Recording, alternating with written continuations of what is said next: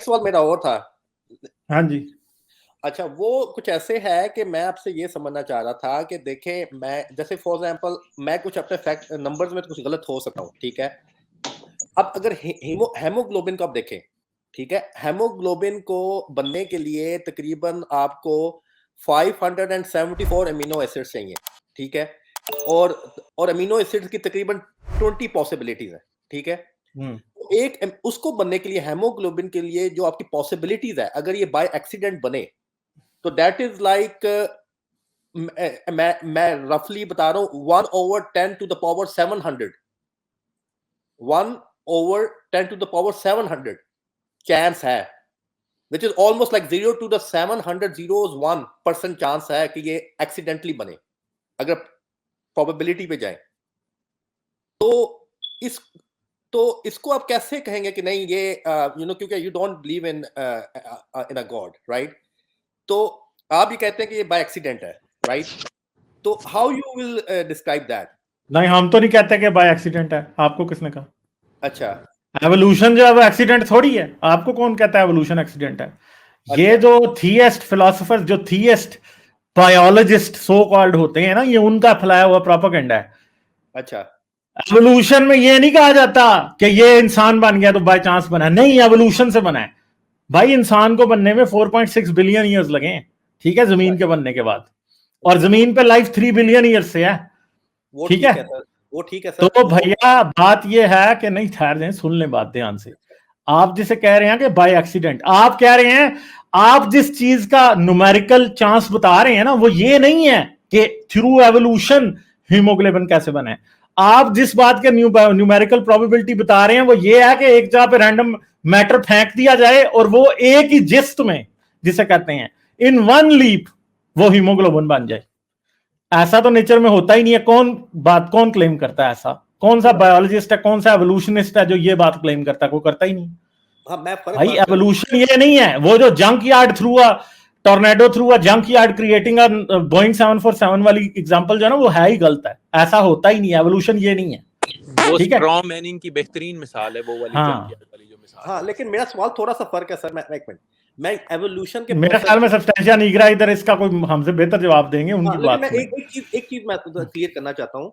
वो ये है कि मैं एवोल्यूशन स्टेजेस है ना, मतलब थर्ड फोर्थ फिफ्थ स्टेज की बात नहीं कर रहा मैं। सबसे बिगिनिंग अमीनो एसिड के सेल की बात कर रहा हूँ कि जो बिगिनिंग यूनिट है, ठीक है, उसके बाद वो यूनिट मिलके डीएनए और आगे जो चीजें चलनी है वो एवोल्यूशन की, ठीक है। वो एक कोई इंटेलिजेंट सिलेक्शन कोई वो खुद कर रहा है, डीएनए कर रहा है, और वो, लेकिन जो बेसिक स्टार्टिंग यूनिट है मैं उसकी बात कर रहा हूँ, ठीक है। मैं नेक्स्ट लेवल नहीं की तो बात, स्टार्टिंग यूनिट क्या है? स्टार्टिंग यूनिट क्या है? बताएं, मैं स्टार्टिंग यूनिट क्या है? एक सेकंड मुझे गालिब, बताएं एक कि सेकंड। सेल जो है, जी ये सर, सब्सटेंशिया क्वेश्चन निग्रा बदल, की बात सुन लें, फिर दोबारा आ जाएंगे इस बात पे। ये सर प्लीज। भाई ऐसा है कि ये जरा क्वेश्चन चूंकि आप अब चेंज कर रहे हैं, पहले जो आके आपने क्वेश्चन किया था हीमोग्लोबिन के कॉन्टेक्स्ट में, पहले जरा उसको सेटल कर लें, ठीक है। तो बात यह है कि चूंकि आपने प्रोबेबिलिस्टिक बात की, तो मैं ये समझूंगा कि आपको प्रोबेबिलिस्टिक अंडरस्टैंडिंग है, प्रोबेबिलिटी की मैथमेटिकल अंडरस्टैंडिंग अच्छे से है। तो ये क्या मेरी अजम्पशन ठीक है? मैं प्रोबेबिलिटी की मेरी है नॉलेज काफी, लेकिन काफी अब रस्टी हो गई है, यू कैन से इट और ये गॉट नहीं कि, रस्टी। और आपकी ट्रेनिंग मैथमेटिक्स में भी है, स्टेटिस्टिक्स में हाँ भी जी, है? मैथमेटिक्स में, या अच्छा, चलिए, वेरी गुड। अच्छा, बात यह है कि इसकी सबसे आसान तरीका ये है कि मैं अक्सर मिसाल देता हूँ, जो कि इस तरह के क्वेश्चंस से लोग रेसल कर रहे होते हैं और जानना चाहते हैं कि जिनको लगता ये है कि ये जो ऑड्स जो वो कंप्यूट कर रहे हैं कि जी 1 in 10,000 और 1 in million, तो ये कैसे हो सकता है, ये कैसे हो सकता है? तो असल बात ये है कि जो जो कंप्यूटेशन है ना प्रोबेबिलिटी की, उसके अंदर इसके अंदर मेजर इशू है। ये आप ये समझ रहे हैं कि एक वन, जिस तरह गालिब ने कहा कि वन गो में वो सारे अमीनो एसिड्स ऐसे असेंबल हो गए कि बाद में हीमोग्लोबिन जो है, वो हीमोग्लोबिन का मॉलिक्यूल जो है वो क्या कहते हैं अपनी पूरी फंक्शनैलिटी के साथ इकट्ठा खड़ा हो गया, ठीक है। तो अव्वल तो ऐसा है नहीं है, पहली बात तो ऐसा है नहीं है, ये एक स्टेप बाय स्टेप प्रोसीजर है। लेकिन जो मैं एक इंस्ट्रक्टिव मिसाल देता हूँ ना, वो मैं आपके सामने रखता हूँ, उससे आई थिंक ये धुंध जो है वो छट जाएगी। वो ये है कि अगर मैं ये आपसे पूछूं कि एक आदमी के टॉस जीतने के कंसेक्यूटिव 8 दफा क्या चांसेस है, तो क्या चांसेस है उसके टॉस जीत लगातार वो टॉस जीते 8 दफा, क्या चांसेस है उसके, प्रोबेबिलिटी क्या है? 8 दफा वो टॉस जीते जी जी और देखे ना, वैसे वन टॉस पे तो 50-50 है ना, अब 8 इंटू चलें इसकी क्या प्रोबेबिलिटी है कि वो 1 लाख दफा टॉस जीते? वो तो फिर मल्टीप्लाई करेंगे ना आप, जो भी 1 लाख दफा टॉस जीते और 1 लाख दफा ही आपने ट्राइज की हैं। ट्राइज कितनी नहीं की जी, है? 1 लाख ट्राई हैं और 1 लाख दफा ही हेड्स आया है, ये पूछना चाह रहे 1 हैं। लाख दफा आपने ट्राई किया है और 1 लाख दफा ही हेड आया है। क्या प्रोबेबिलिटी है? 50-50 से कम जी है या आप बहुत 50-50 से बहुत ज्यादा है? नहीं, वो ये बहुत तो मुश्किल बहुत कम सवाल है। दे दिया इससे आपने उन्हें। तो कम है मैं काफी। मैं हाँ जी। इसमें मैं सॉरी देखिए भाई, मैं को फंसाना मेरा मकसद नहीं था, मैं बात को आगे बढ़ाना चाहता हूँ क्योंकि हाँ जी। बात मेरा मकसद ये नहीं था कि मैं आपको मैथमेटिक्स का टेस्ट ले रहा हूँ, सॉरी अगर मैंने वो इंप्रेशन दिया। नहीं, मैं मैंने भी समझ रहा हूँ आपकी बात। मैं समझ हाँ रहा हूँ। देखिए मैं वो आप बता दें फार्मूला वो जो हाँ भी है मैंने सवाल ऐसे ही रिटोरिकली करके आगे मैं खुद ही बोलने लगा था दरअसल। सही। मैंने ऐसे ही किया कि जी एक शख्स है, उसकी 8 दफा टॉस हो रहा है, 8 दफा लगातार उसके टॉस जीतने की क्या प्रोबेबिलिटी है? वो प्रोबेबिलिटी ऐसे ही है ना कि अगर एक दफा 50% है, 1 हाफ, तो 8 दफा लगातार जीतने की उसकी half times half times half up until 8 यानी 0.5 की पावर 8, ठीक है? तो ये एक बहुत छोटा नंबर बनेगा। अगर आप इसको कंप्यूट करेंगे तो ये आपका जो नंबर है, जहां तक इसको कर ही लेते हैं कंप्यूट, ये 0.39% बनता है। 0.39%, ठीक है? 4% नहीं, 0.39% यानी कि लेस राइट। देन 1%। बहुत ही कम चांस है। तो ज़ाहिर बात है आप कहेंगे कि यार ये तो किसी का भी टॉस जीतना लगातार 8 दफा, ये बड़ा मुश्किल काम है। अच्छा, अब आप ऐसा करें, ये इमेजिन करें, अग अगर आप कोई हाँ टूर्नामेंट्स फॉलो करते हैं, टेनिस के अक्सर टूर्नामेंट्स जो ग्रैंड स्लैम के टूर्नामेंट्स होते हैं, यूएस ओपन हो गया, विंबलडन हो गया, ये 8 राउंड्स के टूर्नामेंट होते हैं। मैंने 8 का फिगर जान के दिया था क्योंकि 8 राउंड के टूर्नामेंट्स होते हैं। तो होता क्या है कि जी स्टार्ट में फर्ज करें कि आई थिंक 128 प्लेयर्स से कहानी स्टार्ट होती है और फिर हर दफा एलिमिनेशन राउंड होता है। आधे प्लेयर्स जो है एलिमिनेट हो जाते हैं। अल्टीमेटली आप राउंड 2 में गए, राउंड 3 में गए, राउंड 4 में गए, चलते चलते आप क्वार्टर फाइनल्स तक आए। क्वार्टर फाइनल में आपके पास 8 लोग रह जाते हैं, फिर सेमीफाइनल में 4 लोग हैं, फिर एलिमिनेट होते, फाइनल में 2 लोग आए, उनका फाइनल हुआ। इस तरीके से स्टेप बाय स्टेप एलिमिनेशन होती जाती है। यहाँ तो उनका फैसला मैच की बेसिस पर हो रहा है, ठीक है ना? वो टेनिस का मैच खेल रहे हैं। फर्ज करें ये जो सारी हमने एलिमिनेशन राउंड्स की थी, ये फर्ज करें टॉस की बेसिस पर किया होता मैंने, तो पहले राउंड में टॉस होना था, किसी ना किसी ने तो टॉस जीतना था, ठीक है? आगे उसकी फिल्टरिंग होनी थी, उसने आगे जाना था। टॉस की बेसिस पर जब फैसला करेंगे आप मैच की जीतने या हारने का, तो 8 राउंड्स बाद जो जीतेगा फाइनल, वो कौन होगा? वो कौन होगा जो जीतेगा? कोई भी हो सकता है। नहीं, लेकिन वो नहीं, वो होगा ना, होगा कौन? वो उसके होगा ना साथ हुआ जिसने क्या होगा? उसके साथ हुआ क्या होगा? वो कैसे जीता होगा? जब फैसला होना ही टॉस की बेसिस पर है, जब होना ही टॉस की बेसिस पर, तो वो कौन होगा जो फाइनल जीता चलिए, होगा? अगर आप वो बंदे हैं और आप 8 राउंड में जीत के आए हैं, तो क्या हुआ होगा? मेरी अब प्रोबेबिलिटी की बेस पे तो अगर सारों की स्किल सेम है, मतलब ये है कि कोई ना कोई मेरे साथ मेरी लक अच्छी होगी, वरना देखिए तो ना, नहीं तो हुआ मैच क्या है? हुआ हुआ क्या है? मैच तो हुआ ही नहीं ना, वो मैच तो कोई हुआ ही नहीं, खास सिर्फ चीज मेरे अंदर है जो मुझे जो उस आपके चीज को अंदर survive कर क्या गया। खास चीज है? आपके आ, अंदर कोई खास चीज नहीं है। इस चीज में आपके तो मैं अंदर खुश कोई खास हूँ। चीज नहीं है। आपके जब अंदर देखिए कोई खास चीज नहीं है। मैं मुझे मुझे लेट मी कोई मुझे कोई वो जो है वो कॉइन को मैंने वो किया हुआ है, चेंज किया हुआ है या व्हाटएवर। नहीं मैं इस बात को थोड़ा सा चेंज करते हैं। नहीं, एक देखें। सेकंड में बात जरा मैं जी खत्म सर। कर दूं ना, फिर आप जरूर उसको करिएगा चेंज। देखिए, हाँ कोई भी जीत सकता है, हाँ लेकिन ये वही जीतेगा जिसने 8 दफा लगातार टॉस जीता होगा ना, और जिसकी हाँ वो जी। और वो प्रोबेबिलिटी कोई अच्छी ना है, जो कोई लकी है। होगा। हाँ जी। वो तो लकी नहीं लकी है। है, वो तो लकी है, चले हो गया, लेकिन कोई ना कोई तो होगा ना, हाँ क्योंकि जी। आप मैच का फैसला ही टॉस की बेसिस पे कर रहे हैं। आप ये हम्म। टूर्नामेंट रन करें, अपने दिमाग में रन करें, ठीक है, रैंडमली करें कि जी रैंडमली कॉइन फ्लिप करना है और कोई बायस्ड कॉइन नहीं है, ठीक है। हर दफा आधे लोग जो हैं वो एलिमिनेट हो जाते हैं on the basis of a coin toss. Aahista Aahista आगे प्रोसीड करते हैं राउंड बाय राउंड। कोई ना कोई तो जीतेगा, वो वही होगा जिसने 8 दफा लगातार जो है वो टॉस जीता होगा। ये एग्जाम्पल मैंने क्यों दी है और मैं अक्सर क्यों देता हूं, वो मैं इस वजह से दी है कि जब आप एलिमिनेशन जो है बीच में इंट्रोड्यूस कर देते हैं ना, तो हाईली अनलाइकली इवेंट्स लाइकली हो जाते हैं, जो कि हमने अभी देख लिया है। और नेचुरल सिलेक्शन है ही एक round of elimination when you have set a competition. तो चूंकि ये फिल्टरिंग प्रोसेस है ना, तो therefore step by step unlikely चीजें over long period of time likely हो जाती हैं। ये हमने एक्सपेरिमेंट करके देख लिया है आपके सामने कि बिल्कुल कॉइन टॉस की बेसिस पर भी फैसला करेंगे, there will be a winner, ठीक है। And that one winner would be that person who would have won the toss 8 times on the trot, ठीक है जी। तो ये बात याद रखें। तो therefore इसका मेरे ख्याल से आपको ये जवाब मिल जाना चाहिए कि ये जिस तरीके से थियस्टिक वेबसाइट्स या क्रिएशनिस्ट वेबसाइट्स प्रोपेगेंडा करते हैं कि ये कैसे अचानक अनलाइकली हो गया, वो they are not thinking clearly. मैं ये नहीं कह रहा कि वो उनका एजेंडा है किसी का, हर ये मैं हुस्न ज़न रखता हूँ कि जी किसी का एजेंडा है कि नहीं।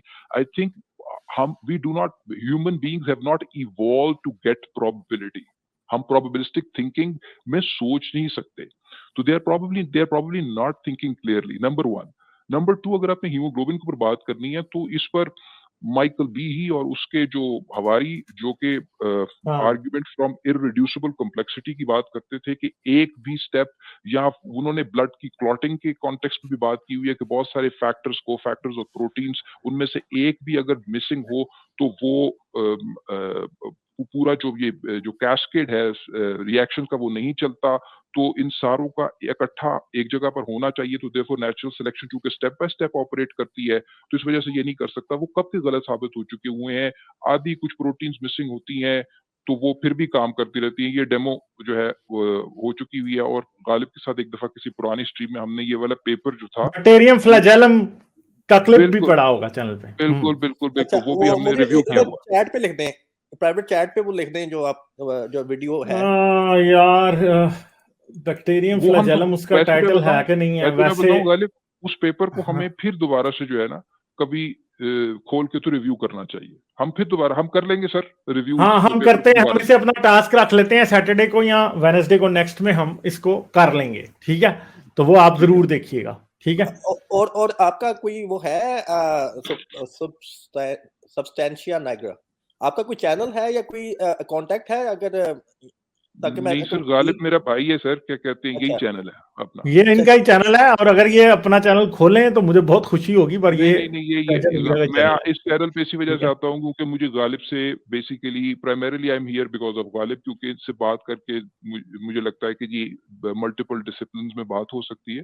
तो मेरा फिर कोई चैनल खोलने का इरादा नहीं है, बस इधर आके लोगों से बात कर लेते हैं, कुछ सीख लेते हैं, गालिब से सीखते हैं हम यहाँ। क्योंकि मैं थोड़ा सर हम आपसे सीखते हैं, डीप डाउन इसको समझना चाहता हूँ। तो ठीक है, मैं चलें हम इस पे वीडियो करते हैं, हमने आपको कहा है ना, तो ये हम रख लेते हैं, ठीक है। बैक्टीरियम फ्लैजेलम वाला हम एक्सप्लेन कर देते हैं। क्या मैं थोड़ा सा ऐड कर सकता हूँ? जी कर दें जरूर करें। मैं बट एक कंप्लीटली डिफरेंट प्रोबेबिलिस्टिक, हमने माइक्रो से स्टार्ट किया, सब्सटेंशिया ने माइक्रो साइड से आई, मैं मैक्रो साइड से लेकर आता हूँ एस्ट्रोफिजिक्स। आप देखें कि मेरे भाई जो भी हैं कि जो नोन यूनिवर्स है हमारा, उसमें हमारे पास अगर है, हमारे पास billions of trillions of stars होंगे, राइट। एस्टिमेट्स हैं 10 टू द पावर जहां तक मर्जी चले जाएं, और ये ऑब्जर्वेबल है। आगे हमें पता है कि बिकॉज ऑफ लाइट की नेचर और स्पेस टाइम की नेचर, हम आगे तो हमें हो भी सकता है, हमें पता नहीं, ऑब्जर्वेबल नहीं। अभी तक कोई लाइफ फॉर्म डिटेक्ट नहीं हुई है, ठीक हो गया। तो अगर मैं उस प्रोबेबिलिटी को देखूं, अभी basically creationism versus intelligent design का जो आर्गुमेंट है, यूनिवर्स को अब 2 ही पॉसिबिलिटीज हैं। या तो खुदा ने इस अर्थ पे क्रिएट की लाइफ, और बाकी पूरे खरबों स्टार्स, और इमेजिन करें कि हर स्टार के ऑन एवरेज 2 to 8 प्लैनेट्स होते हैं, तो मल्टी खरब पे बात चली गई। तो या तो अल्लाह जो भी क्रिएटर है वो इतना वेस्टफुल क्रिएटर है कि उसने बस एक पिन उठाई, इस पे बनाया और बाकी बिला वजह बना दिए। या दूसरी रीजन उसकी ये है कि यूनिवर्स को कोई इस बात से प्रॉब्लम नहीं है कि वेस्टफुल प्लैनेट्स हैं तो वो पड़े रहें। दुनिया के इस यूनिवर्स के खरबों प्लैनेट्स वेस्टफुल हैं। उन क्यों? वहां से आपकी जो एवोल्यूशन और हम किस तरह जनरेट हुए, इसको तकवीयत मिलती है कि हमारे प्लैनेट पे कंडीशंस ऐसी थी कि जिनमें ये चीज प्रोपोगेट हो पाई। कहीं पे भी अगर वेरिएशन किसी भी और फॉर्म की आ गई, कहीं पे लेट्स से एटमॉस्फेयर में गैस ज्यादा हो गई, कहीं पे वाटर एवेपोरेट हो गया, कहीं पे वो पूरे के पूरे ओशंस हैं, क्या नाम है अपना, डायमंड्स, तो हमारे वाले में क्या खास बात है? वहां से आपको ये कनेक्शन मिलता है कि रियलिस्टिक मॉडल, जो कि सब्सटेंशिया ने एक उस लेवल पे बड़ी अच्छी बात समझाई कि if given a huge sample set, एक तो जो उन्होंने कंपटीशन वाली एग्जांपल आई उसमें भी प्रोबेबिलिटी इसने ऐड करती है, लेकिन अगर आप उसी प्रोबेबिलिटी को एक बहुत बड़े स्केल के ऊपर ले जाएं, जहां पे 10 टू द पावर ऑफ -19 की प्रोबेबिलिटी है, लेकिन अगर आप उसको मैं मल्टीप्लाई कर दूं 10 टू द पावर ऑफ 20 के स्केल पे, तो कोई जगह पे जाके प्रोबेबिलिटी हिट हो जाएगी। Does that make sense? Yeah, but and this similar argument substantia साहब भी दे रहे थे, but I am talking about 10 to the power 700. 700 10 to the power 700 जो है ना, वो भी कोई इतनी बड़ी बात नहीं है। आप स्टार्स ही काउंट कर लें, स्टार्स काउंट कर लें, वो देखें, क्योंकि ये एवोल्यूशन में जो बातें हुई हैं ना, उसको 10 टू द पावर 700 चाहिए ही नहीं है। ये इंक्रीमेंटल प्रोग्रेस है। इंक्रीमेंटल प्रोग्रेस में वो चीजें भी हो जाती हैं जो आपको टोटली नजर ही नहीं आती कि कभी हो भी सकती। मेरा आर्गुमेंट सिर्फ नंबर्स पर बेस्ड नहीं था भाई, it was not based on share numbers. ये जो आर्गुमेंट था ये एलिमिनेशन और सिलेक्शन के ऊपर बेस्ड था। हाँ, एवोल्यूशनरी, क्योंकि वो जो फिल्टरिंग अपने अंदर एक प्रोसेस है, और जिस तरह हमने देखा कि ये आप वो 8 कॉइन टॉसेस के लिए ले लें, 4 कॉइन टॉसेस के लिए ले लें, 10,000 कॉइन टॉसेस के लिए ले लें, ठीक है, जाहिर बात है कि with more and more number of coin tosses it's becoming even lesser likely, but with probability 1 I can tell you there will be a winner। ये मसला है कंपटीशन के साथ। टूर्नामेंट वाली जब सेटअप होता है ना, इसका चक्कर ये है कि with probability 1 you can tell कि there will be a person who will win like 10,000 tosses on the trot। ये मैं with probability 1 आपको, ये इसकी probability 1 है कि कोई एक होगा ना, इसकी प्रोबेबिलिटी 1 है। और एवोल्यूशन एग्जैक्टली इस प्रिंसिपल पे काम करती है। क्यों?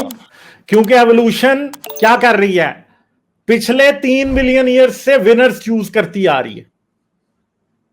ठीक है, एवोल्यूशन पिछले 3 बिलियन ईयर से विनर्स चूज करती आ रही है, और पिछले 3 बिलियन ईयर से सारे लूजर्स को मारती आ रही है एक्सटिंक्शन की फॉर्म में। ये है, इसलिए आप यहां तक पहुंचे हैं। इसको और एलैबोरेट कर देता हूं, ये कि एक particular individual will be the winner, उसकी तो प्रोबेबिलिटी बहुत कम है, बट ये कि there will be a winner, उसकी प्रोबेबिलिटी 1 है। इस तरीके से इसको इस तरीके से एनालाइज करना चाहिए इसको। चलें, ठीक है, सही है, मैं शुक्रिया। नहीं नहीं, अब आप हमें जाने दें क्योंकि 5 घंटे हो गए हैं।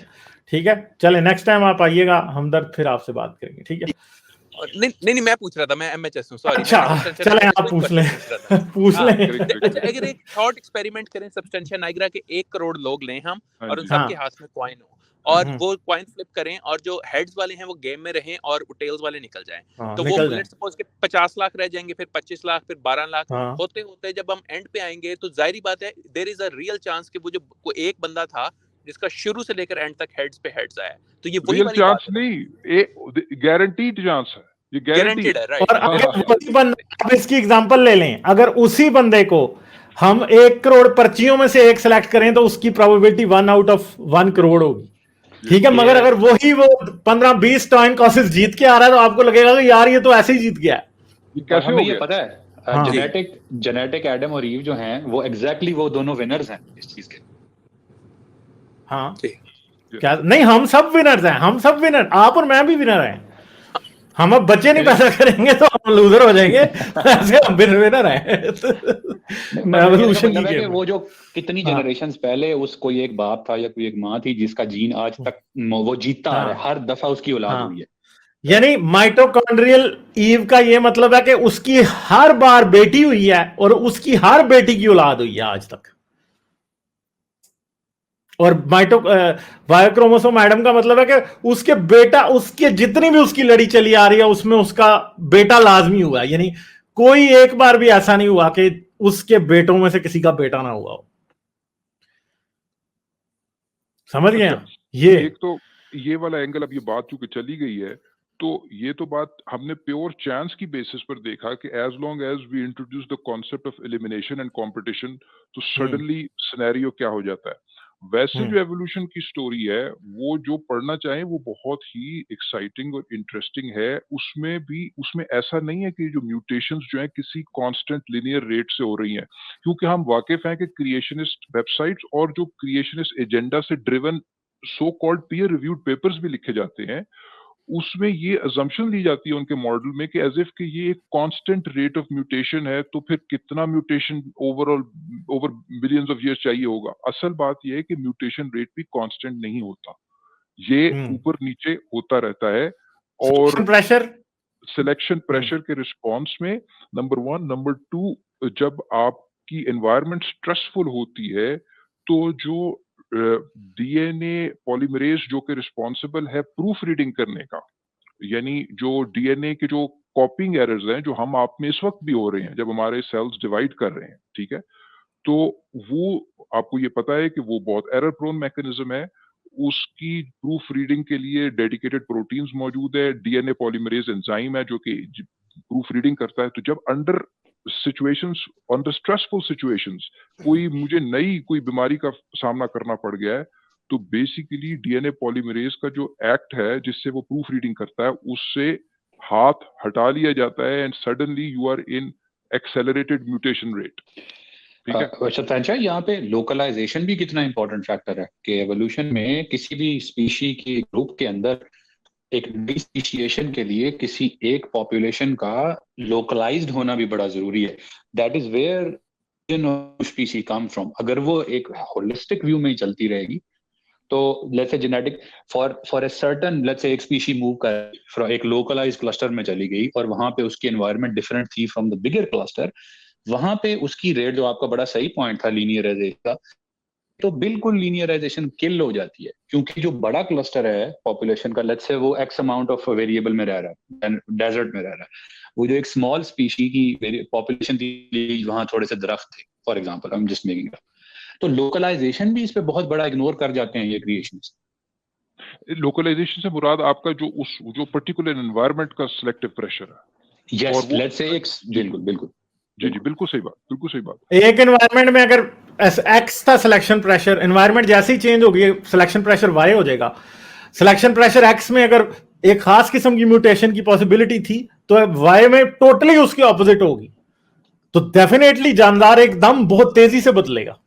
और सिलेक्शन प्रेशर जब भी बढ़ता है म्यूटेशन रेट स्काई रॉकेट कर जाते हैं। एक्चुअली नई स्पीशीज बनने के लिए इस बात का तो 100% ऑब्जर्वेशनल एविडेंस आ चुका है, आज लेबोरेटरी में भी आ चुका है। और दूसरी तरफ हमें जब ट्रायसिक की वो हुई है एक्सटिंक्शन केटी, तो उसके बाद नए स्पीशीज जैसे ही आपको जो मिलने शुरू होते हैं टोटली डिफरेंट नजर आने लग जाते हैं एकदम। एक्चुअली नई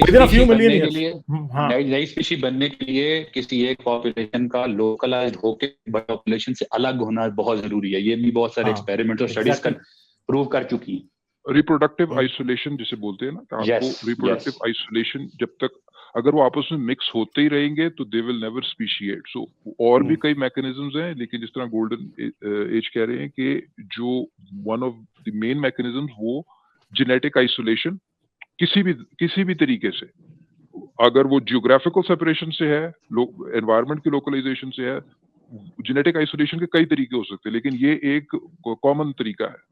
लाइक, शेयर और सब्सक्राइब करना मत भूलें। इसके साथ साथ आप मेरे चैनल को पेट्रियन पर सपोर्ट कर सकते हैं। पेट्रियन का लिंक वीडियो की डिस्क्रिप्शन में है।